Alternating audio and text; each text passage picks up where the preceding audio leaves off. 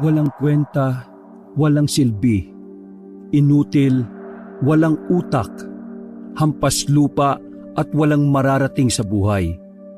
Yun ang eksakto mga salita na madalas matanggap ng binatang si Nolan mula sa kanyang tita na nagsilbi ng kumupkup sa kanya. Mula kasi nang mamatay ang kanyang mga magulang dahil sa naganap na trahedya, wala na siyang ibang natakbuhan kundi ang ginang na si Gemma, na mas masama pa yata ang ugali kay Satanas.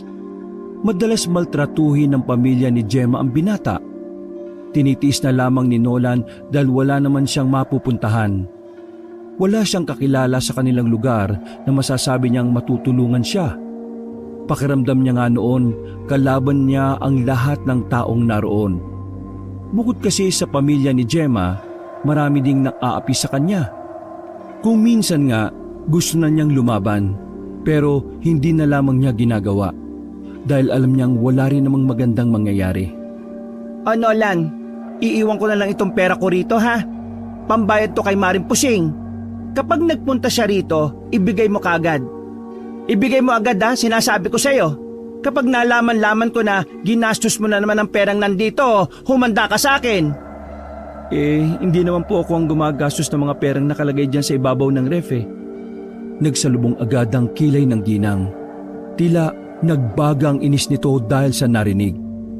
Ayaw na ayaw kasi ng ginang na sumasagot si Nolan sa kanya.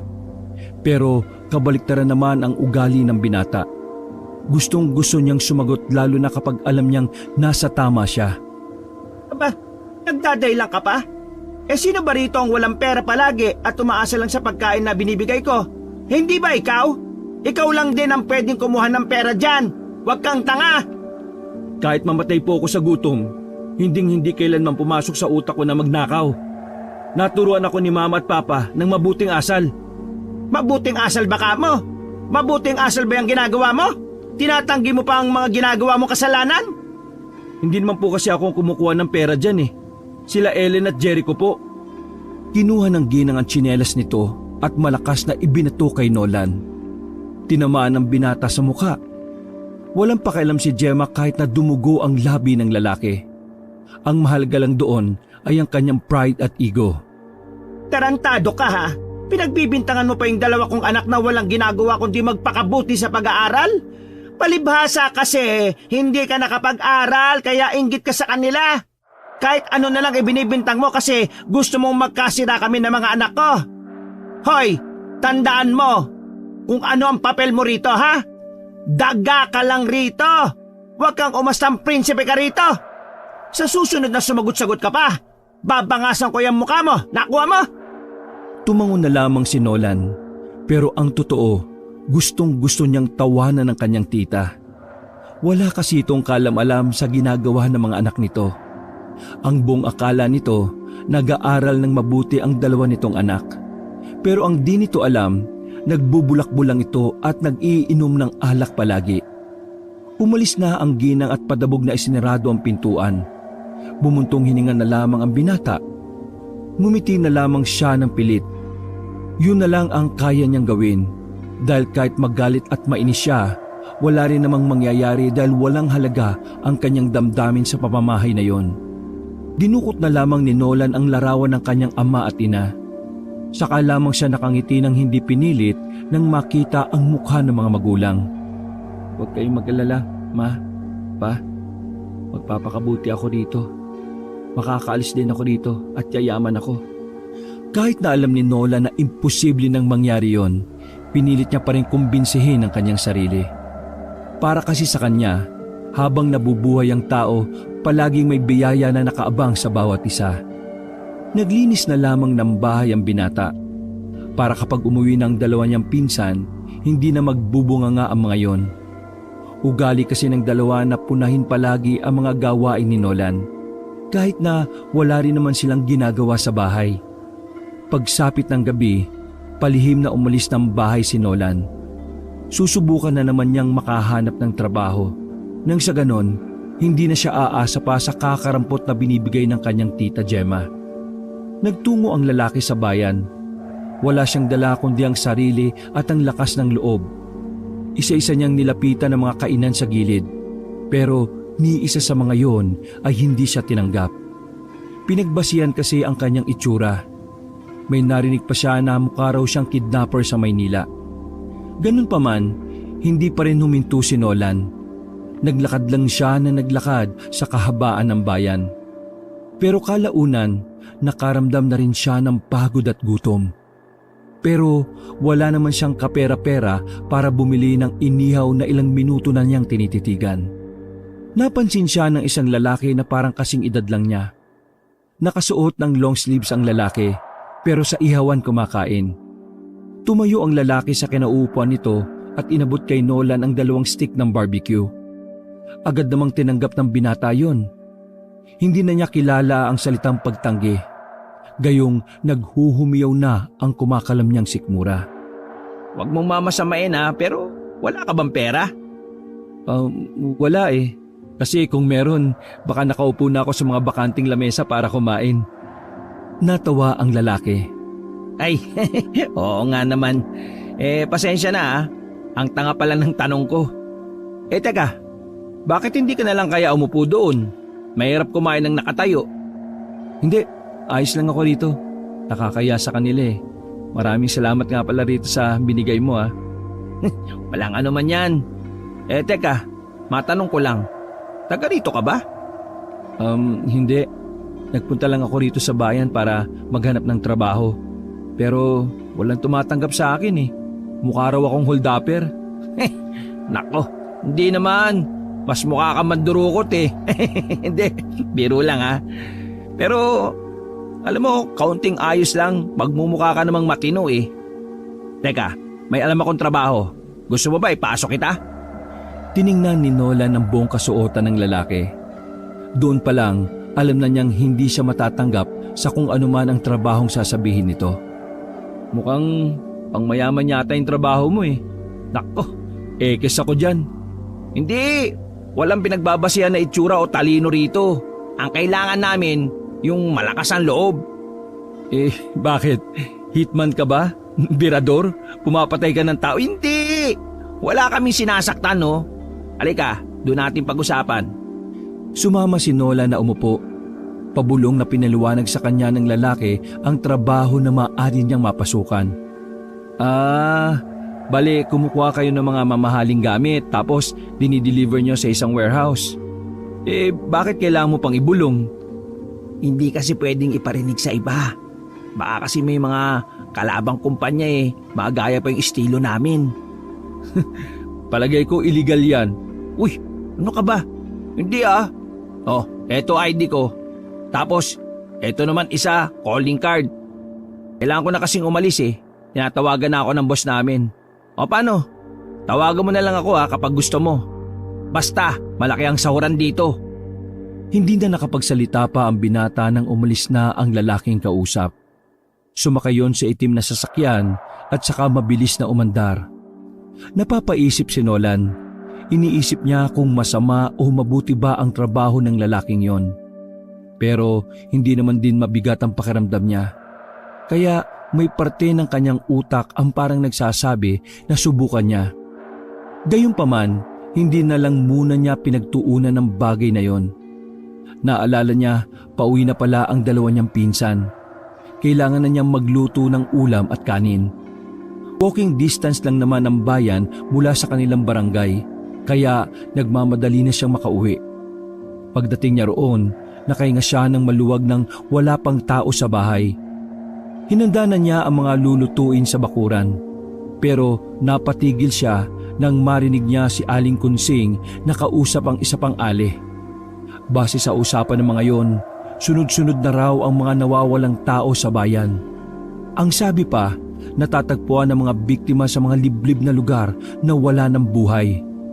Halos ang biktima ay wala ng laman loob, kasamang mata sa mga kinukuha. Dahil doon, nabuhay na naman sa utak ni Nola ng haka-haka noon tungkol sa puting van. Paano kung totoo talagang nangunguha ng tao yung mga van na yun? Sana makuha na si Ellen at Jericho para mabawasan naman yung mga taong basura ang ugali. Lihim siyang natawa ng mga sandaling yon. Sa ganun na lamang niya dinadaan ang sama ng loob sa pamilyang yon. Makalipas ang sandali, nakauwi na ang dalawa niyang pinsan. Sakto din naman na kararating lang ng kanyang tita na nasa pintuan pa lang ay mainit na ang ulo. Mabuti na lang ay nakapagluto na siya kaagad. Nakatayo lang si Nolan sa gilid at pinapanood ang tatlo na kumakain. Hindi kasi siya pwedeng makasabay sa mga yon dahil ang kanyang kakainin ay ang mga tira-tira lang. Kung mamalasin pa nga, minsan ay wala na ring natitira. Mama, alam mo ba, may kaklase kaming mayaman. Mayaman? Gaano kayaman? Sobrang yaman. Sobrang ganda ng sasakyan eh. Sus, gawa-gawa lang yan. Paano kayo magkakaroon ng kaklaseng mayaman eh? Public school lang naman tayo. Lahat ng mayayaman sa private. Imbento ko na naman. Epal ka talaga. Hindi pa nga ako tapos eh. Manahimik ka nga, Jericho. Kung wala kang sasabihin na maganda. Bali ang chismis kasi, tumakas lang yung babaeng yun sa pamilya niya. Tapos nag-enroll sa amin. Ayun, natuntun siya sa dorm na malapit sa school. Pinaalis siya doon. At ang chismis pa, dinala na ro sa ibang bansa. Parang pelikula, ma. Totoo ba yan? Baka kakabasa mo lang naman ng pocketbook mo yan, ha? Totoo, ma. Kahit magtanong ka pa sa mga kaklase ko. Pero alam niyo ba na may isa pang chika?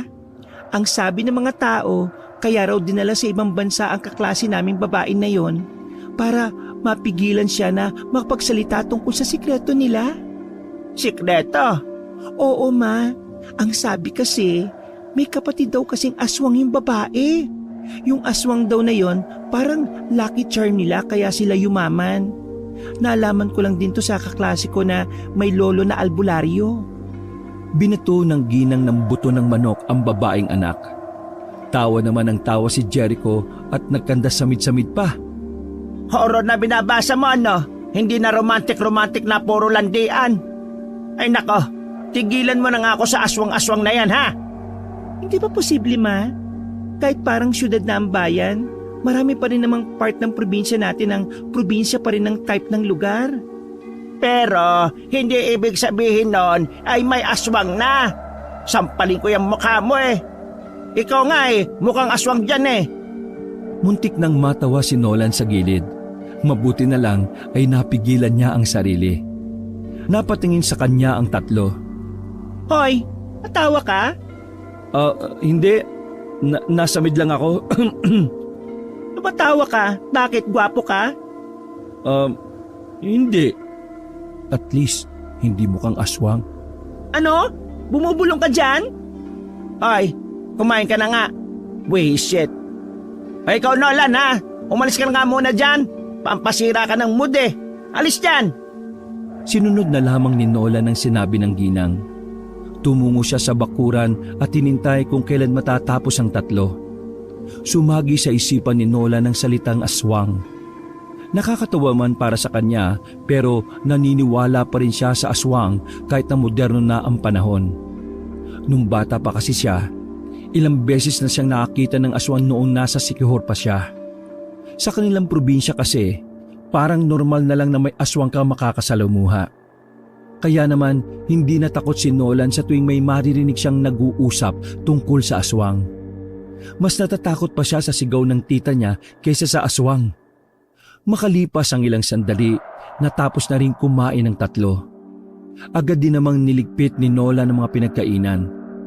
Habang naglilinis ng lamesa, nilapitan siya ni Ellen. Hoy Nolan, naniniwala ka ba sa aswang? Biglang napagtanto ni Nolan na kapag sinabi niyang oo, meron na silang isang bagay ni Ellen na pwedeng pagkasunduan. Malaking bagay yung para sa kanya. Para kahit na papaano, mabawasan man lang ang mga taong inis sa kanya sa bahay na yon. Ha? Oo. Di ba kasi sa Siquijor ang probinsya ni Mama? Nung bata ako, tumira ako doon hanggang mag-10 taon ako. Maraming aswang doon. Pero parang normal na lang din sa mga taong taga ron. Di ba totoo ang aswang? Ayaw maniwala nito ni Mama at Jericho eh. Magkakaiba kasi ang paniniwala ng mga tao. Ang mahalaga, alam mo sa sarili mo na totoo ang mga aswang. Lamang ang may alam sa lahat ng oras, di ba? Wow ha, gumaganyan. Kala mo talaga matalino. Ngumiti na lamang si Nolan bilang tugon. Makalipas ang ilang araw, mas lumala ang ugali ng mga kamag-anakan ni Nolan. Kaya napilitan na itong tanggapin ang trabahong alok ng lalaki. Hindi na kasi siya nakakakain ng maayos sa bahay ng tita niya. Literal na tira-tira na lang talaga ang napupunta sa kanya. At mas masakla pa doon, kailangan niya pa yung paghirapan. Gabi nang lumabas ng bahay si Nolan. Wala na naman kasing tao sa bahay kaya naisipan niyang yun ang tamang pagkakataon. Pumunta siya sa tindahan na may telepono. Mabuti na lang at may tira pa siyang 5 piso. Pinambayad niya yon para makagamit ng telepono. Tinawagan niya ang numero sa card na may pangalang Alan. Agad namang yung sinagot ng lalaki. Naging maayos ang halos 5 minuto nilang pag-uusap. Nagtungo na si Nolan sa bayan kung saan una niyang nakita si Alan. Ilang minuto lang ay dumating ulit doon ng lalaki. Tulad nung una, nakatuksido pa rin yon. Uy, Nolan! Sabi ko na nga ba, makikita tayo ulit eh. Halika, pasok ka dito. Binuksan ng lalaking si Alan ang pinto ng sasakyan at pumasok din naman si Nolan. Sigurado ka na ba ngayon? Kasi, papipirmahin na kita ng kontrata. Ha? Teka lang, wala ka bang hihingi na requirements? Eh bakit, may dala ka ba? Kahit isa wala eh. Eh di wala. Ha? Sandaling pinaliwanag ni Alan ang mga bagay kay Nolan. Tumango-tango lang ang binata kahit ang ilan doon ay hindi naman niya naiintindihan. Sa huli, pumirma ang binata nang hindi binabasa ng maayos ang kontrata. Hindi rin kasi siya kahusayan sa pagbabasa. Sa katunayan, hirap din siya sa bagay na yon. Isa sa mga dahilan siguro yon kaya hindi siya natatanggap sa ibang trabaho. Ibabiyahe na kita papunta mismo sa mansyon. Ha? Wala pa akong dalang damit eh. Stay in ba ako ron? Hindi mo na kailangan magdala ng damit o kahit anong gamit. Lahat ng hahanapin mo nandun na. Provided na lahat. Bakit parang sobrang binibigay naman ng lahat? Ganyan din ba sila sa mga tulad mong tagahatid ng mga mamahaling gamit? Hindi. Ang ibig kong sabihin, hindi naman kasi tayo pareho ng magiging trabaho. Hindi mo ba binasa na maayos yung kontrata? Hindi ka sasama sa akin. Magbabantay ka ng 10 taong bata na anak ni boss. Ako? Magbabantay ng bata? Oo, yun ang magiging trabaho mo. Mas okay pa nga yan kaysa sa amin na labas ng labas eh. Minsan delikado pa buhay namin sa mga rebuilding nangaharang sa daan. Goods na yan. Kung tutusin, mas madaling trabaho mo eh, pero mas malaki ang sahod. Bakit? Hindi ka ba marunong mag-alaga ng bata? Marunong naman. Sa amin nga, matatanda ang alaga ko eh. 3 pa sila. Puro demonyo. Yun naman pala eh. Kung marunong ka mag-alaga ng matatandang demonyo, madali na lang sa'yo mag-alaga ng batang anghel. Huwag ka mag-alala, mabait yung si Sedi. Ha? Batang lalaki? Oo, mabait na bata at matalino pa. O ano, kaya ba? Sandaling nag-isip si Nolan. Kapag tinanggap niya ang trabahong yon, tuluyan na siyang makakalaya sa tita at 2 niyang pinsan. Malaki na rin ang tsansa na magbago ang kanyang buhay. Kaya naman, hindi na siya nagpatumpik-tumpik pa. Kaya ko yan. Makaahon lang ako sa hirap, kakayanin ko. Yan! Yung mga ganyang mindset talagang umaahon sa hirap. Tama yan. O paano? Paandarin ko na to, alis na tayo. Pinaandar na ni Alan ang sasakyan. Tahimik lang si Nolan habang nasa biyahe sila. Hindi maunawaan ni Nolan kung bakit wala man lang siyang nararamdaman na kaba. Samantalang hindi naman talaga niya kilala ng lubos si Alan. Sa palagay niya, dala na siguro yon ng kanyang pagiging desperado. O baka hindi na rin ganun kahalaga para sa kanya ang sariling buhay. Kaya kung sakali mang ipahamak siya ng kasama, ay wala na siyang pakialam. Makilipas lang ang halos 1 oras na biyahe, nakarating na rin sila sa parang pribadong lugar. Puro matataas na puno ang nasa gilid ng kalsada. walang makikitang ibang sasakyan na dumadaan doon. Ang iniisip ni Nolan, nasa pribadong lugar sila na kung saan mayayaman lang ang nakatira. Magkahalong kaba at pananabik ang nararamdaman ng binata. Hindi niya kasi alam kung ano ang sasabihin niya sa oras na makaharap ang pinaka-boss. Pre, matanong ko lang. Ikaw ba yung uri ng tao na nagpapaniwala sa kung ano-anong kwentong bayan? Napalingon si Nolan sa nagmamaneong si Alan. Hindi niya alam kung bakit nagbukas ng ganoong klaseng usapan ng lalaki. Pero sinagot na lang din niya ang tanong. Kagaya na lang ba ng aswang? Sandaling lumingon si Alan at pilyong ngiti ang pinakita. Oo, kagaya ng aswang. Naniniwala ka ba sa ganon? Tumira ako sa Siquijor nung bata pa ako. Maraming ganun dun, kaya naniniwala ako sa ganyan. Pero kapag nasa mansyon ka na, wag kang magbabanggit ng ganyan ha. Magagalit ang boss natin. Ayaw na ayaw niyang pinag-uusapan ng aswang. Bakit naman? Hindi rin namin alam eh. Noon pa ganun na boss namin. Alam mo yun, kahit nagtatrabaho kami sa kanya, parang marami pa rin talaga kaming hindi alam sa kanya eh. Baka may masama siyang karanasan sa mga aswang. O baka pwede ring iritado lang talaga siya sa mga bagay na mahirap paniwalaan. Siguro nga iritado lang din siya. Para siya kasing yung tipo ng tao na hindi basta-basta makukumbinsi na totoong may aswang. Kaya kapag nandun ka na, iwas ka na lang sa ganong usapan ha. Baka matanggal ka kagad gaya ng mga naunang tagabantay ni Sedi. Sige. Tatandaan ko yung bagay na yan. Pero maraming salamat ulit ha. Dahil sa'yo, magkakatrabaho na ako. Wala yun. Nakita ko kasi na parang ayos ka naman tao eh. Marami akong kakilala pero mga hindi sila mapagkakatiwalaan. Yung bang unang tingin mo pa lang eh, alam mo nang gagawa ng masama eh. Natahimik na lamang si Nolan sa mga sumunod na mga sandali. Maya-maya lang ay nakarating na rin sila sa tapat ng mansyon. May pinakita pa si Alan na ID bago sila pinapasok mismo sa mansyon. Bumaba sila ng sasakyan at nagmamadaling makapasok sa malaking bahay na yon. Sa guest room, dinala ni Alan ang binatang si Nolan. Naghihintay roon ng lalaking nasa edad 50 na. Pero sa kilos nito ay masasabi ni Nolan na malakas-lakas pa ito. Tiningnan siya na matanda mula ulo hanggang paa. Tingin pa lang nito ay parang hinuhusgahan na ang buo niyang pagkatao. Napalunok ng laway ang binata sa sobrang panliliit. Boss, siya si Nolan. Kakilala ko yan, mabait yan boss. At mahaba ang pasensya sa mga bata. Bakit mo napiling tanggapin ang trabahong ito? Kailangan ko po ng pera eh. Yun lang ang dahilan mo? Yun lang po ang pinaka dahilan ng mahihirap. Kaya sila nagtatrabaho. Siniko ni Alan ang binatang si Nolan. Sumenyas yun para sawayin siya sa pagiging balbal niyang makipag-usap. Kapagkakatiwalaan ka bang tao? Kung sasabihin ko pong oo, hindi rin kayo maniniwala. Kaya mas magandang subukan po natin. Okay ka. Boss, pagpasensyaan mo na siya. Galing kasi sa imbornan yan kaya kanal kung makipag-usap. Tanggap ko na ito. Boss? I said, tanggap na ito. Dalhin mo na siya sa magiging kwarto niya at ibigay mo ang mga pangangailangan niya. Gusto kong maging maayos ang pananatili niya rito. Ikaw, ayusin mo ang trabaho mo kung gusto mong tumagal dito. Opo, maraming salamat po.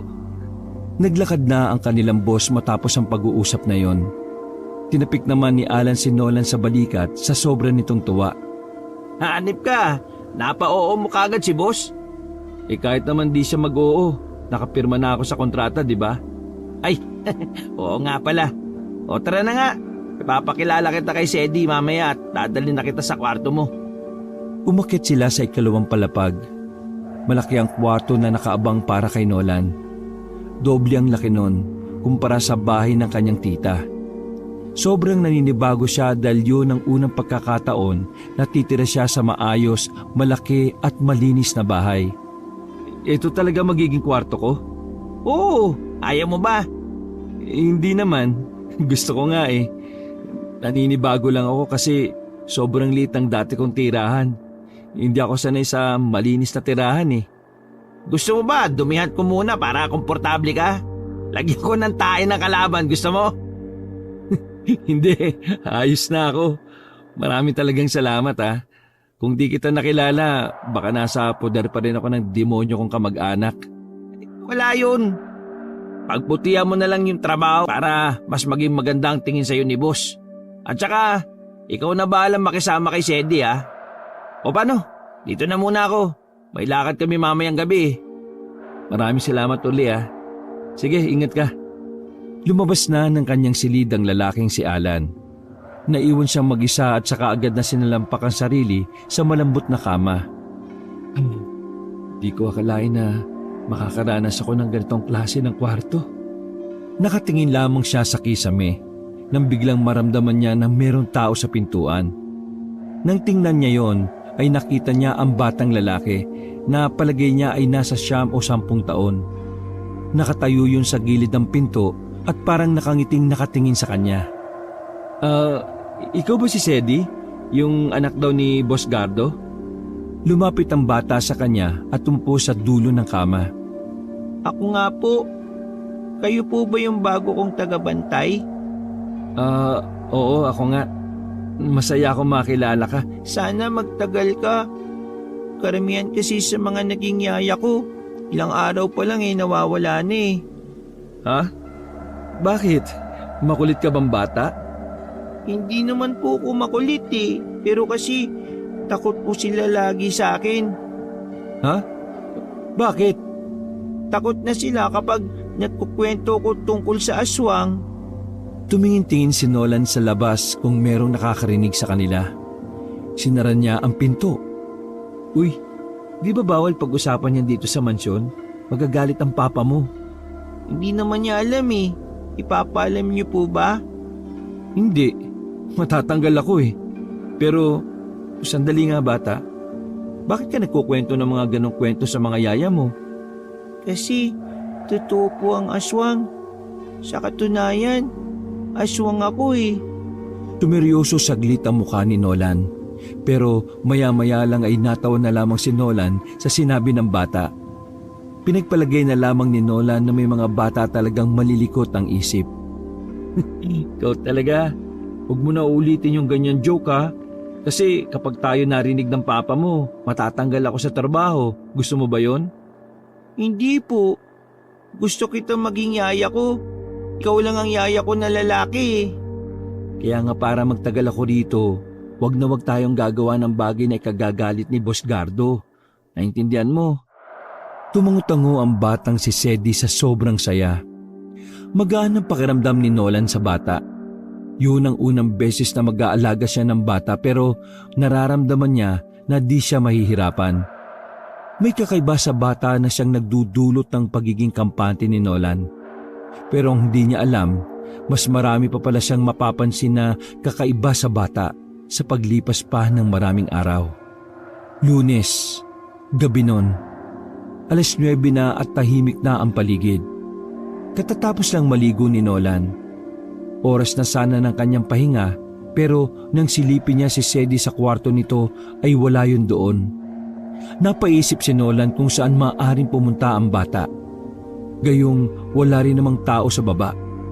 Pumasok siya sa loob ng kwarto ni Sedi. Kita niyang nakabukas ang bintana. Dito yung dadaan kung hindi sa pinto. Kung sa pinto kasi may makakakita sa kanya sa baba kasi doon lang ang daan palabas. Pero kung dito naman sa bintana, papaano naman siya bababa? Kinakabahan siya kung saan nagpunta ang bata. Sa takot na baka matanggal sa trabaho at magalit si Don Gardo, palihim din siyang lumabas ng mansyon. Malawak ang bakuran nito kaya nagbaka sakali ang binata na baka naroon lang si Sedi. Pero sa halip na makita niya yon, isang truck ang nakita niya sa di kalayuan. Nakaparada sa gilid at meron silang ibinababa mula sa loob. Ang mas nakapukaw ng atensyon ni Nolan ay naroon si Don Gardo. Nang makitang papalapit sa mansyon ng mga taong yon habang bitbit ang malaking kahon, nagmamadali nang makapasok ng mansyon si Nolan. Halos 2 oras na wala sa silid ang bata kaya naman hindi na ito mapakali. Makailang ulit siyang bumalik sa silid ni Sedi pero wala yun doon. Dakong alauna nang maisipan niyang silipin ulit si Sedi. Laking tuwa ni Nolan nang sa wakas ay naroon na ang bata. Nakahiga sa kama at hawak ang kulay asul na libro. Sedi, saan ka ba nagpunta? Kanina pa ako kinakabahan na baka nawala ka na eh. Sa kabilang bahay po. Kita niyo po ba yung bahay sa likuran? Bahay din po namin yun. Ano naman ang ginawa mo doon gabing-gabi na? At saka, bakit hindi ka nagsabi sa akin? Alam mo naman na ako ang bantay mo eh. Paano kung may nangyari masama sa'yo? Pasensya na po. Akala ko kasi tulog na po kayo eh. Ay, sige, ayos lang. Basta sa susunod magsasabi ka na sa akin ha. Tumango ang bata. Aalis na sana si Nola nang mapansin niya ang mga daliri ng bata. May mga kulay pula kasi sa sulok-sulok ng mga kuko. Kaya naman hindi na naiwasan ni Nola na hindi tanungin ng bata. Oh, anong nangyari dyan sa mga kuko mo? Ano yan, mga dugo? Tinago ng bata ang kanyang kamay sa ilalim ng kumot. Hindi po. Doon ko po nakuha yan sa nilaro namin ng pinsan ko sa kabilang bahay. Sigurado ka? Hindi yan dugo? Hindi po. O sige, maghugas ka na lang ng kamay sa banyo mo. Huwag ka nang lalabas Magpapahinga na ako at maaga pa tayong aalis kinabukasan. Lumabas na si Nola ng silid. Isang malapad pang ngiti ang binigay ng bata sa kanya. Napatigil si Nolan sa harapan ng pinto. Ilang beses na kasi niyang napapansin ang kulay pulang yon sa mga daliri ni Sedi. Kadalasan ay gabi niya pang nakikita. Maagang nagising kinaumagahan si Nolan. Inasikaso niya kagad si Sedi para isama sa palaruan. Nangako kasi si Don Gardo na ilalabas ang bata, pero dahil abala ang matanda, si Nolan na lang ang makakasama ni Sedi. Handa ka na ba? Excited ka na ba sa pupuntahan natin? Opo. Lumabas na sila ng mansyon at sumakay sa sasakyan na si Alan ang nagmamaneho. Ang binata ang kanilang magiging driver sa umagang yon. O pre, kumusta trabaho? Baka nag-enjoy ka. Tama naman kasi ang sinabi mo sa akin noon na mabait itong si Sedi. Hindi siya mahirap pakisamahan. Swerte mo nga Gusto ka ng batang yan. Yung mga naunang yaya niya, suko ka agad Hindi ba, Sedi? Takot sila sa akin Nagtama ang mata ni Nolan at Alan. Pareho silang hindi naintindihan ang sinabing yun ng bata. Okay, alis na tayo. Seatbelt, guys! Maingat na pinaandar ni Alan ang sasakyan.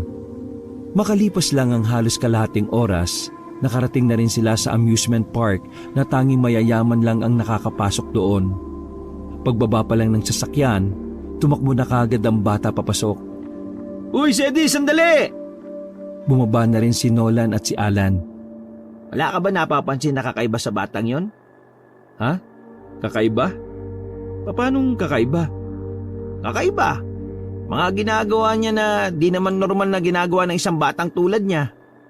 Kakaiba? Wala naman.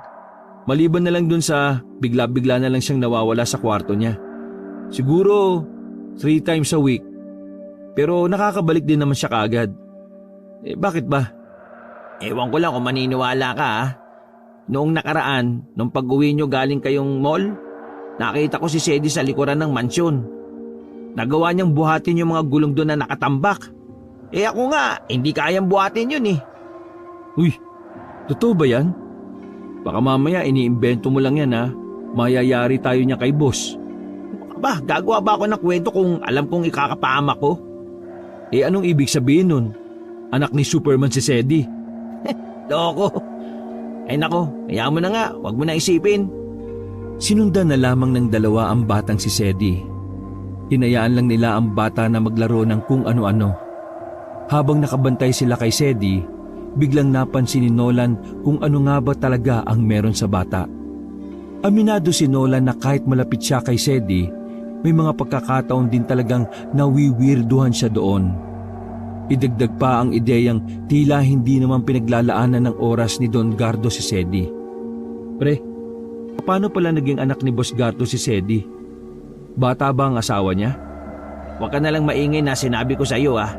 Pero kasi ang haka-haka, anak niya sa kabit yang si Sedi. Pwede naman pala. Ang alin? Na maging napatigil ang sasabihin ng binata nang marinig nilang may sumigaw na ale. Nakita din nilang may batang lalaki rin na tumalsik papunta sa gilid ng titinda ng ice cream. Galit na galit ang ina ng bata. Nang sumilip sila sa gilid, nakita nila na si Sedi pala ang sinisigaw-sigawan ng ginang.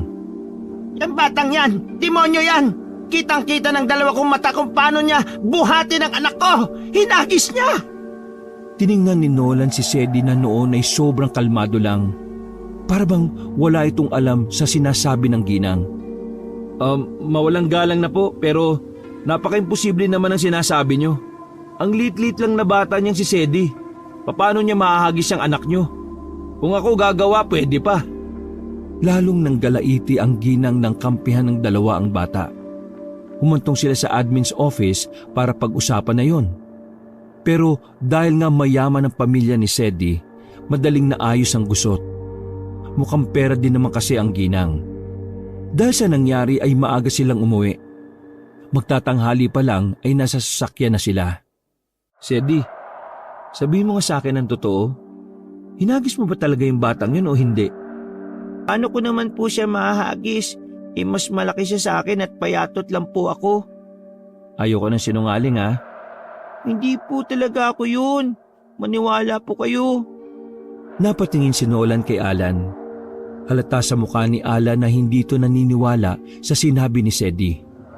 Pero para hindi na mag-isip ng kung ano-ano ang bata, hindi na lamang pinilit ni Nolan na umamin ang batang si Sedi.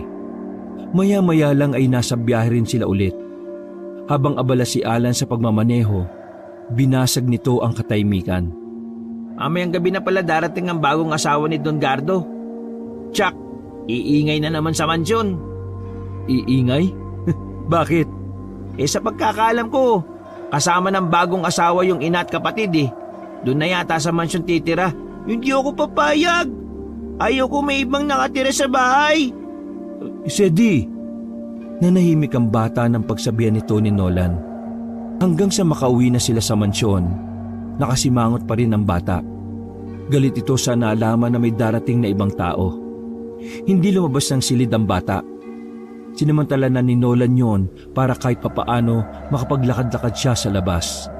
Sakto naman na nag-aabang pala si Alan sa kanya sa labas. Uy, kumusta yung bata? Ayun, nagmamakdol. Pero nakatulog na. Ikaw kasi, pinarinig mo pa eh. Tara, Tara saan? lakad-lakad. Kain tayo dun sa may mamahaling karinderya. Kakasawa ulam dito eh. Ha? May karinderya pala dito? Oo, pero mamahalin. Tara, malapit lang naman yun eh. Naglakad ang dalawa ng halos 15 minutos. Malayo na ang kanilang lalakad at hindi na rin nila natatanaw ang mansyon. Sa parting yon, may mangilan-ngilan na rin silang nadadaanan na bahay. Doon lang natuklasan ni Nolan na may iba pa palang nakatira sa area na yon. Akala ko ba malapit lang? Binilisan ng dalawa ang lakad nang matanaw ang mga pulis sa gilid ng daan. May mangilan-ngilan ding tao na nandoon. Paglapit ng dalawa, sumilip sila sa bangin kung saan doon din nakatingin ang mga tao. Tanghaling tapat, pero nakakita sila ng bangkay ng tao sa bangin. Bukas ang tiyan nito at wala na ang laman loob. Maraming kalmot sa katawan at nakatakip ng tape na itim ang bibig. Nakatali rin ang kamay at paa ng kawawang babae. Narinig ng dalawa sa mga taong nandun na maaaring ang babae raw ay nadukot ng van na nag-iikot sa bayan. Tapos pinakain daw sa alagang aswang. Posible ba yung pre? Pwedeng alagaan ng aswang? Hindi ko alam pero may narinig na rin akong kwentong ganyan dati. Sabi kasi nila, pampaswerte ang aswang at sigbin. Pero dahil mas madaling makahuli daw ng aswang, yun ang inaalagaan nila. Hindi ko alam kung totoo ba yung narinig ko lang dati ah. Baka mamaya normal na lang para sa kanila na mag-alaga ng aswang. Kawawa yung mga nadudukot, no? Nawala na ako ng gana ko. Ay nako, Nawalan na ako ng ganang kumain, pre. Ako nga rin eh. Bumalik na lamang na mansyon ng dalawa. Hanggang sa mansyon, usapan ng mga kasambahay ang tungkol sa natagpo ang bangkay. Lahat sila ay aswang ang sinasabing salarin. Pinatahimik na lang yon ni Nolan dahil kapag narinig sila ni Don Gardo, siguradong matatanggal ang mga yon sa trabaho. Sedi, matulog ka na muna ha. May bisita kayo mamaya kaya dapat makapagpahinga ka ngayon. Nakasimangot na sumunod ang bata. Humiga agad yon sa malambot na kama. Lumabas na rin naman si Nolan. Walang magawa ang binata noong mga sandaling yon. Mag-isa siyang naglalakad-lakad sa bakuran ng mansyon. Nakita niya roon ang ilang gulong na sinasabi ni Alan na nabuhat umano ni Sedi. Sinubukan ni Nolan na buhatin yon, pero maging siya ay hindi niya kinaya. Masyadong mabigat kung hindi dalawang kamay ang gagamitin. Teka, anong klaseng bata ba talaga yung Sedi na yan? Mula sa kanyang kinatatayuan, tanaw niya ang kabilang bahay na malaki rin. Ang bahay na sinasabi ni Sedi na pagmamay-ari rin nila. Kinain ng kuryosidad ang binata kaya naglakad siya patungo roon. May daan naman na iskinita at sa gilid-gilid noon ay puro garden. Walang katao-tao sa paligid ng bahay na yon. Kaya naman lumapit si Nolan sa bandang gilid. Napatakip na lamang siya ng ilong nang malanghap ang masangsang amoy. Masuka-suka si Nolan dahil sobrang baho nito. Parang nabubulok na karne. Ano to? Imbakan ng baboy? Takang-taka si Nolan. Hindi niya maintindihan kung papaano nagagawang pumunta ni Sedi sa ganoong kabahong lugar. Sisilip na sana sa loob si Nolan nang makitang may paparating na mga tao. Isa si Don Gardo sa nakita ni Nolan na kasama ng mga lalaki. Dali-dali naman nagtago si Nolan sa likuran ng dalawang drum. Hindi siya agad lumabas dahil maaaring masipat siya ng mga lalaking bantay. Kainis, paano ako makakaalis dito? Kakasiksik niya sa gilid, may naapakan na siyang bagay. Nung una, inakala niya na baon ng nyug lang yon. Pero nang tingnan niya yon, nakita niya ang bungo ng isang tao. Napatakip ng bibig si Nolan. Nagtahyuan ng kanyang balahibo habang nakatingin sa bungo na yon. Kinikilabutan man, pinili na lamang niyang ikalma ang sarili para hindi siya makalikha ng ingay. Magkakasunod na buntong hininga ang kanyang pinakawalan. Sa mga puntong yon, doon na niya mas naisip na marami talagang nakatagong lihim sa pamilya ni Sedi. Palis na si Nolan nang marinig niyang nagsalita si Don Gardo. Kuhanan niyo ako ng marami para hindi na tayo pa isa-isa sa lansangan. Pubulilyaso pa tayo sa ginagawa niyo eh. Dalian niyo! Hindi siya pwedeng magutom. Hindi man alam ni Nolan kung ano ang tinutukoy ng Don. Masama pa rin ang kutob niya roon. Nagmamadali siyang makaalis nang makitang nag-alisa na rin ang kalalakihan doon.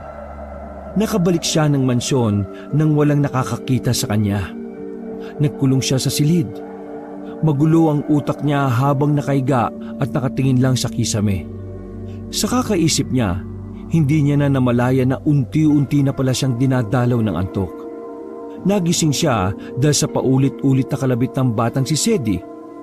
Narinig niya ng gabi na at dumating na ang bagong asawa ni Don Gardo. Binihisan ni Nolan ng bata. Sabay silang bumaba ng dining area. Pagdating nila doon, nanlaki ang mata ni Nolan. Nang makitang naroon si Ellen, ang kanyang pinsan. Naroon rin si Jericho at ang demonyo niyang tita na si Gemma. Ganon din ang mag-iina nang makita siya. Hindi nila inakala na magkikita-kita silang lahat doon. Base sa nakikita ni Nolan, si Ellen ang bagong asawa ng kanilang boss.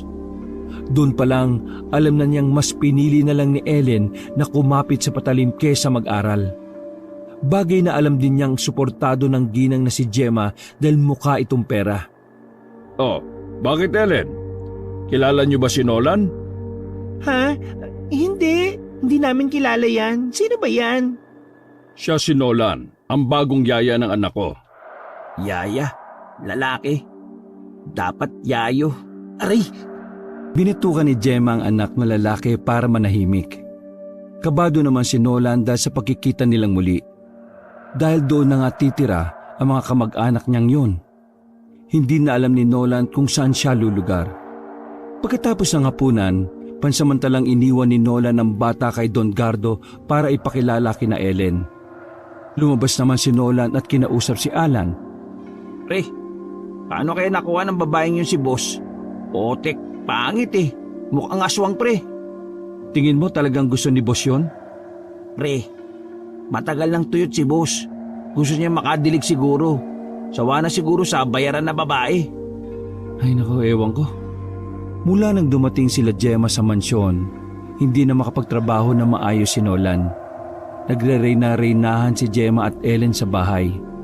Kahit na hindi utusan si Nolan, ginagawa nilang katulong ang binata. Sa ilang araw nang naroon ang mag-iina, parang naging impyerno ulit ang buhay ni Nolan. Hindi naman niya magawang magsumbong sa boss nila.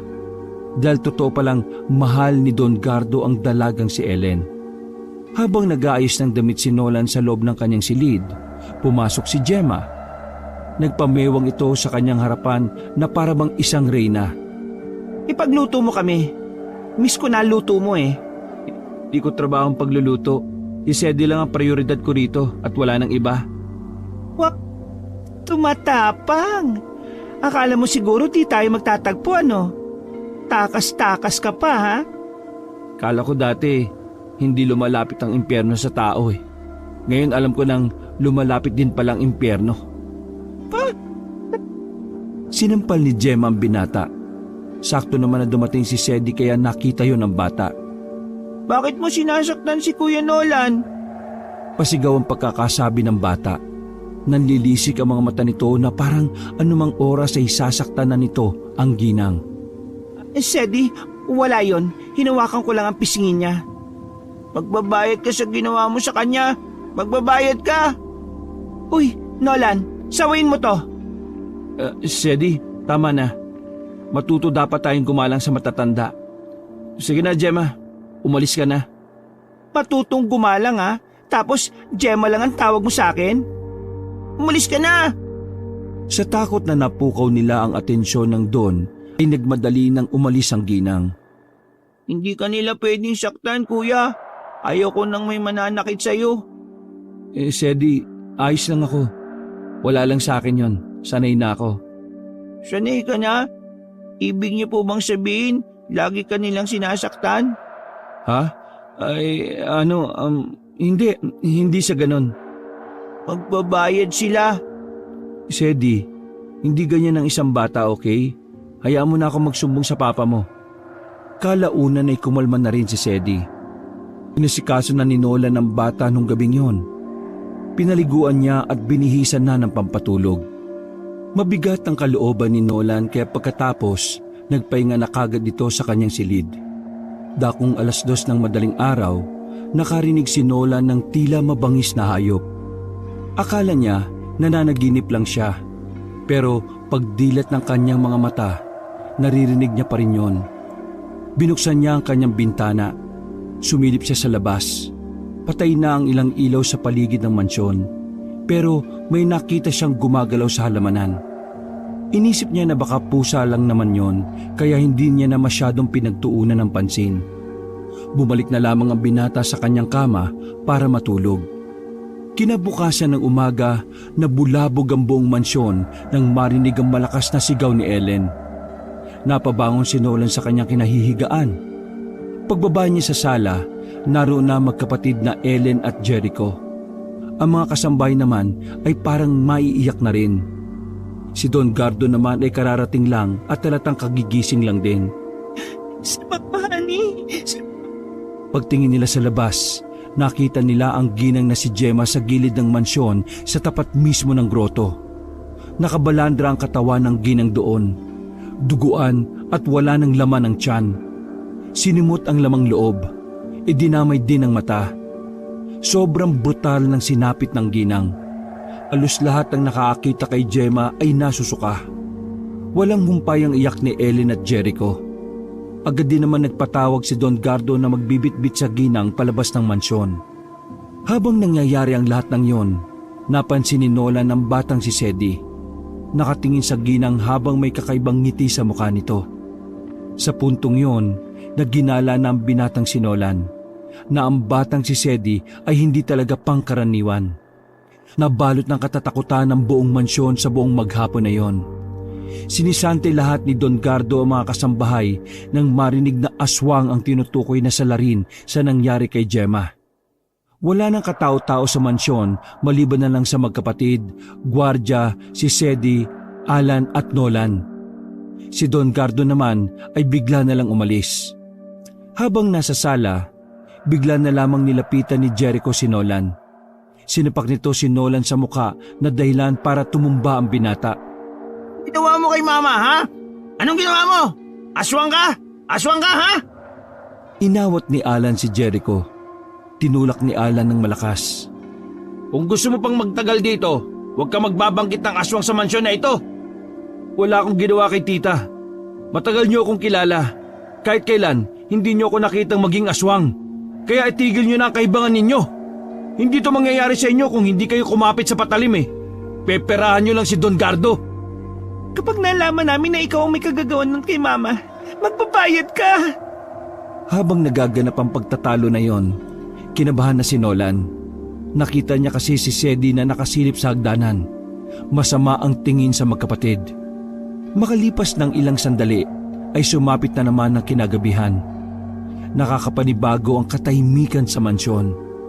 Noong mga sandaling yon, sakalang nagkaroon ng lakas ng loob si Nolan na puntahan ng batang si Sedi. Nakaupo lang si Sedi sa kama nito at parang naghihintay lang din sa kanya. Maraan siyang pumasok sa kwarto ni Sedi. Ramdam ng bata ang kaunting pagkabahala sa bawat hakbang ni Nolan. Tumingin si Nolan sa bata ng mata sa mata kahit na natatakot siya sa maaari niyang malaman. Pero nilakasan niya pa rin ang kanyang loob para sa katotohanan. Sedi, may itatanong ako sa iyo. Gusto kong magsabi ka sa akin ng totoo, ha? Sedi, ikaw ba ang may kagagawan ng nangyari kay Tita Gemma? Tumayo ang bata. Hinawakan siya nito sa kamay. Naramdaman ni Nolan ang malamig na palad nito. Kuya Nolan, sumama ka po sa akin. Doon masasagot ang lahat ng gusto mong malaman. Inilalayan siya ng batang si Sedi palabas ng mansyon. Nagtungo sila sa likod ng mansyon at dumaan sa maliit na eskinita. Patungo yon sa isa pang bahay nila na may mabahong amoy. Hindi nagsasalita si Nolan. Hinayaan niya lang ang bata na nakahawak sa kanyang kamay. Pero aminado si Nolan na kinakabahan na rin siya. Binuksan ni Sedi ang malaking bintana sa likuran ng bahay. Pumasok ang bata at binuksan ang ilaw sa loob.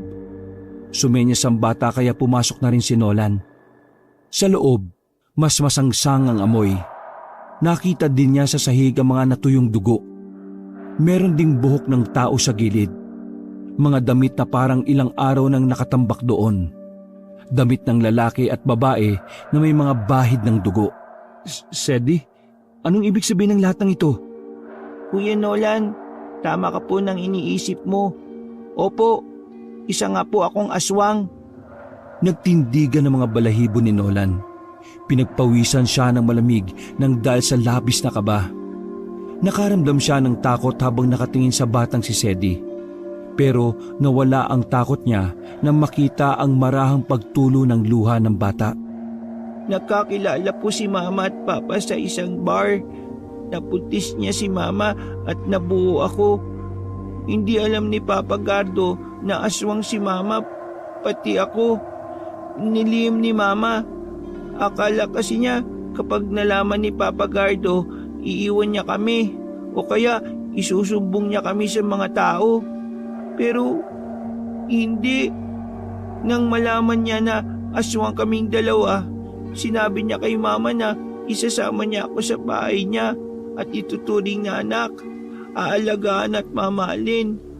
Pero nang nandito na ako, hindi ko maramdaman na mahal ako ni Papa Gato eh. Parang sinabi niya lang kay Mama yon para makuha niya ako. Nagsarado ang kamay ni Nolan nang mapagtanto ang isang bagay. Ginamit lang ni Gardo ang bata para mas swertehin ang negosyo nito.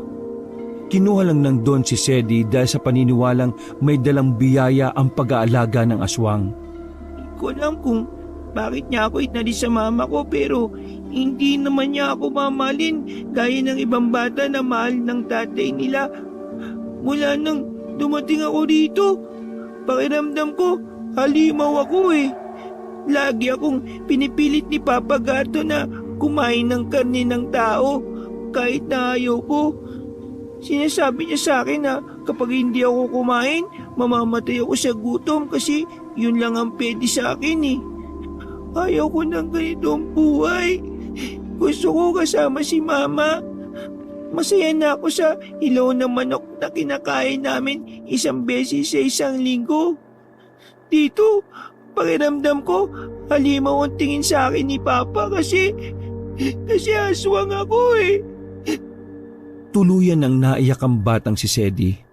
Hagulgul ito sa harapan ni Nolan. Noong mga sandaling yon, tila nawala ang takot at pangamba ng binata. Nang ibabaw ang pagmamahal ni Nolan bilang isang kuya. Niyakap niya ang bata ng walang pag-aalinlangan. Habang tinitingnan niya ang mata ni Sedi, isang batang musmos ang nakikita niya at hindi ang pagiging aswang nito. Kuya, hindi ka ba natatakot sa akin? Aswang ako. Hindi ako natatakot sa iyo. Naniniwala ako na isa kang mabuting bata. Biktima ka lang ng kasakiman ng tao. Pero kuya, ako ang pumatay sa tita mo eh. Anong gagawin ko? Sedi, sasabihin natin sa papa mo yon para malaman natin kung ano ang pwede nating magawa sa problemang to. Makukulong ba ako? Huwag mo munang isipin yan. Ang mahalaga, hindi mo na yun uulitin, okay? Tumango ang bata. Muli itong niyakap ni Nolan. Magaan talaga ang loob ng binata sa bata kahit panalaman nito ang lihim ni Sedi. Matapos ang tagpong yon, bumalik na sila sa mansyon na parabang wala lang nangyari. Nakatulog na ang bata sa sobra nitong pag-iyak. Dakong 12:00 ng gabi, nakabalik na sina Ellen matapos asikasuhin ang cremation ng ina. Napapailing na lamang si Nolan. Hindi man lang kasi ibinuro lang ginang kahit isang gabi lang. Pababa na sa hagdan si Nolan nang makasalubong niya ang magkapatid na papaakyat. Lumapit agad si Ellen sa kanya at nakatanggap siya ng sampal. Amingka, ikaw ang gumawa nun kay Mama, no? Ang kulit niyo naman. Kahit na palamunin niyo ako ng maraming asin at bawang, hindi ako aswang. Pero malakas ang kutob kung may alam ka eh. Anong alam mo?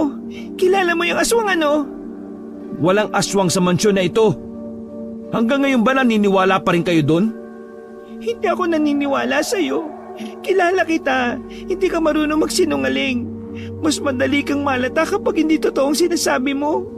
Sa oras na malaman ko kung ano ang tinatago mo, sisiguraduhin ko na yun na ang katapusan mo. Binangga pa si Nolan ni Jericho. Tinanaw naman ni Nolan kung nakasilip ba si Sedi sa pintuan. Nakahinga siya ng maluwag nang malamang nakasarado pa rin yon. Makalipas ang ilang araw, nanatiling lihim ang katauhan ni Sedi. Hindi rin alam ni Don Gardo na may nalalaman na si Nolan. Ang magkapatid na Ellen at Jericho naman ay nalibang na sa pagpapakasasa sa yaman. Parang hindi sila nawala ng magulang sa sobrang saya nila sa buhay. Wala namang kakaiba o maling nangyari noon. Isa lang ang napapansin ni Nolan. Minsanan na lang umuwi ng bahay ang Don. Pinagbawalan na rin si Sedi na pumunta sa kabilang bahay. May kutubang binata na baka may kalokohan na ginagawa ang Don. Kaya naman kinausap ni Nolan ang lalaking si Alan. Hindi ko alam kung ano yung kinuha namin sa kapis, pre. Basta, pumasok kami sa pinakaliblib na lugar doon. Tapos, hindi na kami pinatuloy. Si Don Gardo at 8 lalaki na lang na taga roon ang tumuloy. Ang tagal nila bumalik. Pagbalik nila, may dala na silang kaon eh. Malaki yung kaon, parang mas malaki pa sa 2 ref. Ano kayang laman nun? Hindi ko alam. Maigpit masyado si boss eh. Ayaw niyang malaman namin. Yung isa nga na kasama namin, nagtanong lang, inampas kaagad ng AK-47 sa ulo eh. AK-47? Baril yun, pre. Mahaba. Walang nakuwang matinong detalye si Nolan kung ano ba ang pinagkakaabalahan ni Don Gardo.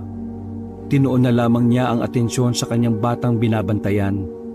Sa mga nakalipas na araw kasi, napapadalas ang pagiging mainitin ng ulo ni Sedi dahil sa presensya ni Ellen at Jericho sa mansyon. Kinakabahan si Nolan na baka kung ano na naman ang magawa ng batang si Sedi. Sedi, bumili ako ng manok, nasa kwarto ko. Ibibigay ko sa iyo mamaya kapag gutom ka na, ha? Mula nang nalaman ni Nolan ang katauhan ng bata, doon na rin nagsimulang hindi na pinapakain ni Don Gardo ang batang si Sedi. Pabor naman sana yun kay Nolan dahil sa wakas, hindi na makakatikim ng karne ng tao si Sedi. Kaya nga lang, hindi rin naman iniintindi ni Don Gardo ang anak niya. Parang wala na yung pakialam sa bata. Marami pong salamat, Kuya Nolan. Huwag ka mag-alala, Sedi. Bubuelo lang tayo.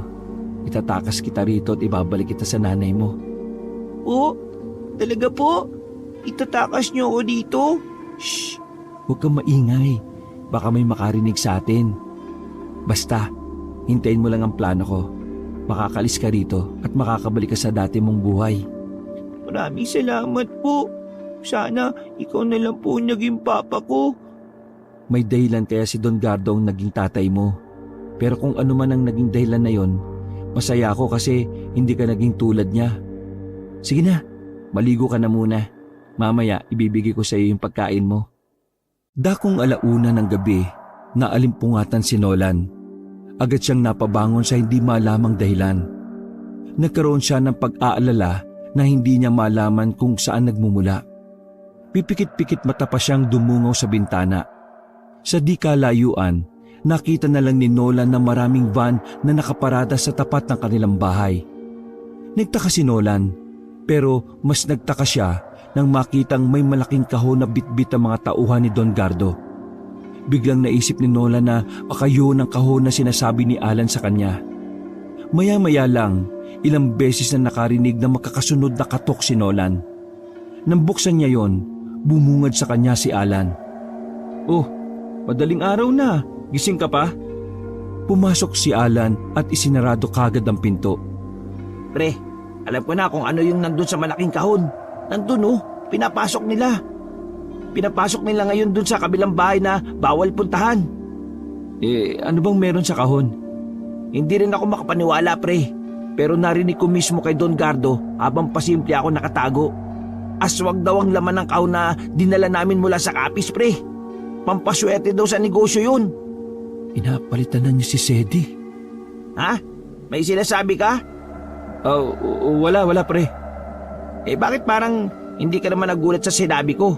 Alam mo na ba yun? Gaya nga na sinabi ko sa iyo, matagal na akong nakakita ng aswang, kaya di na yan bago sa akin. Pero yung ideya na aalagaan niya yung aswang, pre, para lumago pa ang negosyo niya, weirdong matuturing yun. Tara, tingnan nga natin. Gusto mo pa mamatay? Armado mga kasama ni boss. Kapag nakita ka nun, patay ka kaagad dun. Huminto ang dalawa sa pag-uusap nang marinig nilang may kumalabog. Unang pumasok sa isip ni Nolan ay ang batang si Sedi. Nagmamadali si Nolan na pumunta sa kwarto ng bata. Pagbukas niya ng pinto, wala na siyang inabutan doon. Bukas na ang bintana na siyang dinaanan ni Sedi. Naku, nalinti ka na. Oh, bakit? Nasaan si Sedi? Huwag kang sumama. Ano nga? Nagmadaling makaalis si Nolan sa mansyon. Pumunta siya sa likuran at dumaan sa eskinita. Ang hindi niya alam ay sumunod pala sa kanya si Alan. Baliw ka! Ba't ka sumunod? Nag-aalala ako sa iyo baka mamatay ka pa dyan . Ay nako, bahala ka nga. Maingat na naglakad ang dalawa. Hindi nagtagal ay nakita na rin nila ang kabilang bahay. Nakita nilang abalang-abala ang mga armadong lalaki roon na pinapasok ang malaking kahon. Bukod pa ron, kita rin ang kanilang mga mata na may mga buwat-buwat na taong walang malay ang mga armado. Dito na nakumpirma ni Alan ang matagal na nitong hinihinala. Sabi ko na nga matagal na ako mahinalang may ginagawang illegal tumbos natin . Alan, nasa loob niya si Sedi. Kailangan natin siyang kunin, pre. Ha? Bakit naman nandyan si Sedi? Aswang si Sedi. Aswang lang pala . Ano? Aswang si Sedi? Mahabang kwento, pero kailangan natin siyang makuha kay Don Gardo para matigil na ang paggamit niya kay Sedi. Naguguluhan man ay umuo na lang si Alan sa kanya. Nang makakuha ng tiyempo ay marahang naglakad ang dalawa patungo sa gilid ng bahay. Tinapat nila ang drum sa bintana at pasimple silang sumilip sa mga butas. Kumpirmado nila sa loob na may bagong dalang aswang si Don Gardo. Isang lalaking aswang na may kalakihan ng katawan. Mahaba ang buhok at mahahaba rin ang mga kuko. Nakita naman nila si Sedi na parang kawawang nakatayo lang sa gilid. Umiiyak. Papa, kaya ba hindi mo na ako pinapakain kasi may bago ng aswang? Rinig nilang sabi ng bata. Huwag ka nga magdrama. Nagdagan ko lang na isa pang aswang para doble ang swerte ko sa negosyo. At saka, tigilan mo na nga pagtawag sa akin ng papa. Kahit kailan hindi kita tinuring na anak. Ginagamit lang kita para mas yumaman ako. Kung hindi niyo po ako mahal, hayaan niyo na lang po ako makalis. Kasi may ibang nagmamahal po sa akin. Ang drama mo! Aswang! Walang magmamahal sa'yo, no? Tumigil ka na sa kakayak mo. Walang aswang na iyakin. Nagsarado ang kamao ni Nola nang makitang tinulak pa ni Don Gardo ang kawawang bata. Kita mo yan? Yan ang bago mong kasama. Lumapit si Sedi sa isa pang aswang na nakakadena ang paa. Nanlilisik ang mga mata ng lalaking aswang. Parang wala ito sa katinuan. Tumutulo pa ang maraming laway. Kuya, patawarin mo ang papa ko kung gagamitin ka lang niya tulad ko. Umangil ng malakas ang aswang habang nakatingin kay Don Gardo. Parang gustong-gustong makawala ang aswang na yon at lapain silang lahat. Siraulo ka talagang bata ka. Kinakausap mo pa yan? Umalis ka nga dyan. Kayo, nasa na ba yung pinapatawag ko magkapatid? Ilang sandali lang, nakita na lang nila Nola na pumasok si Ellen at Jericho. Gulat na gulat ang magkapatid nang makita ang aswang na nakakadena. Si Don Gardo naman, kampante lang na nakaupo sa folding chair habang nagsisigarilyo. Honey, anong ibig sabihin nito? Bakit may ganyan? Ano yan? Aswang? Alam mo na naman pala, nagtatanong ka pa. Totoo pala talaga ang aswang, Ellen? Totoo nga sinabi mo. Ang astig! Noong mga sandaling yon ay napapailing na lamang si Nolan habang nasasaksihan ng mga nangyayari. Wala kasing kaalam-alam si Jericho sa sasapitin niya. Helen, alam mo na ikaw lang ang gusto kong makasama sa mga ginagawa ko. Pero sinama mo ang mama mo at kapatid mo. Pero ngayon, nagbago na ang tingin ko sa'yo. Wala ka ng kwenta para sa akin. Kita niyo yung aswang na yan? Kayong dalawa ang hapunan yan. Honey naman, huwag ka nga magbiro ng ganyan. Ito talagang si Don Gardo. Joker. Gusto sana kita, Ellen. Pero hindi ko alam kung mapagkakatiwalaan pa kita. Mapagkakatiwalaan mo ko. Sabihin mo lang kung anong dapat kong gawin. Sige, patunayan mo sa akin ang loyalty mo. Mamili ka. Sasama ka sa akin at magsisilbihan ako habang buhay o sasama ka sa kapatid mo at sabay ko kayong ipapalapa sa alaga ko. Ellen, ayusin mo desisyon mo, ha? Jericho, bata pa lang tayo, alam mo nang gusto ko ng yumaman. Ito na ang pagkakataon ko. Kaya, sorry. Ay, tarantado. Hayaan mo lang ako malapa ng aswang dahil sa pera. Samahan mo ako rito. Dalawa tayong mamamatay. Wala nang nagawa pa si Jericho nang sipain siya ng isang tauhan papunta sa aswang. Napapikit na lang si Nolan at Alan nang lapain na ng aswang si Jericho. Tama ang desisyon mo, Ellen. Papa, bakit niyo siya pinakain? Lalakas siya. Manipis lang ang kadena niyo. Lalakas siya, Papa. Makakawala siya. Natatarantang sinabi yon ng bata pero hindi siya binigyang pansin ng ama.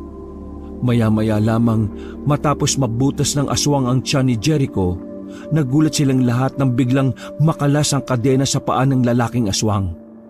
Napatayo si Don Gardo sa kanyang kinauupuan. Sa isang iglap lang, dinakma ng aswang si Ellen. Hinila ng lalaking aswang ang dalaga patungo sa likuran ng mga bakal na kabinet. Si Sedi, pre. Si Sedi! Saan tayo dadaan? Dintik na yan. Tumakbo ang dalawa sa bukana ng bahay. Nang makita nilang nakalabas na si Sedi ng bahay na yon, agad na sumipol ang binatang si Nolan. Narinig naman agad yon ni Sedi. Tumingin ito sa gilid at nagmamadaling tumakbo palapit kina Nolan. Nasaktan ka ba? Hindi po, pero sila Papa nasa loob pa po eh. Hayaan mo na yun. Demonyo yun. Tara na. Sedi, alam ko nang aswang ka pero tanggap kita kaya wag mo akong kagatin ha. Bumalik ang tatlo sa iskinita. Tumungo sila sa mansyon at kinuha ang mga gamit na dadalhin nila sa pag-alis. Magkakasunod na putok ng baril ang kanilang narinig sa kabilang bahay. Tinamantala na nila yon para sana makaalis na. Pero biglang tumigil ang putukan. Naramdaman na lang nila na parang may naglalakad na sa bubong. Nandiyan na siya sa bubong. Galit siya. Nagtago sila sa ilalim ng kama nang maramdaman na nasa tapat ng silid ni Sedi ang aswang. Habang nakatago sila ay sobrang bilis ng tibok ng puso ng dalawang binata. Sedi, hindi mo ba kayang palagan niyang nasa itaas? Wala po kayong common sense. Nanahimik ka na lang sana, binara ka patuloy ng bata. Maya-maya lang ay naramdaman nilang wala ng aswang sa tapat ng bahay. Lalabas na sana sila ng silid na yon pero nakasalubong naman nila sa pintuan si Don Gardo. May hawak itong baril na mahaba na siyang itinutok sa kanila. Saan kayo pupunta? Hindi ka pwedeng umalis, Sedi. Ikaw ang swerte ko. Gusto ko na po bumalik kay Mama. Hindi! Dito ka lang. Don Gardo, maawa kayo sa bata.